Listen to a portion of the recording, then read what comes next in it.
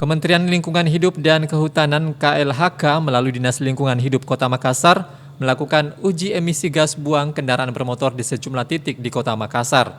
Direktorat Pengendalian Pencemaran Udara Kementerian Lingkungan Hidup dan Kehutanan KLHK, Heru Krisnanto mengatakan bahwa di uji emisi ini dilakukan secara rutin dalam rangka pelaksanaan evaluasi kualitas udara perkotaan di Kota Makassar.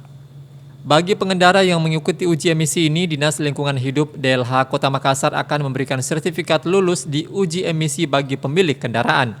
Masa berlaku uji emisi ini adalah setahun setelah dokumen atau bukti hasil uji emisi diterbitkan. Uji emisi gas buang kendaraan bermotor ini akan dilakukan selama 3 hari di sejumlah titik seperti di Jalan Kawasan Industri Kima, di Jalan APP Tarani, dan di Jalan Sudirman depan Monumen Mandala, Kota Makassar.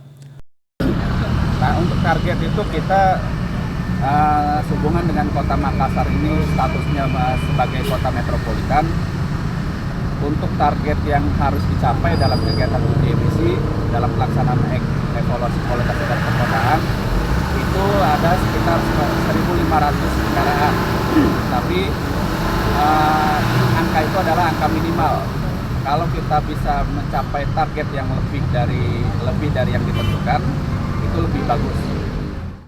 Heru Krisnanto berharap SKPD di Kota Makassar dapat berkontribusi dalam pelaksanaan uji emisi. Ia menargetkan minimal 1.500 kendaraan mengikuti pemeriksaan uji emisi kali ini. Kendaraan yang diuji harus dalam posisi hidup tanpa menyalakan alat elektronik dalam kendaraan seperti radio, pendingin udara, atau lampu. Ical Sahrir, Fajar TV, Fajar Radio melaporkan.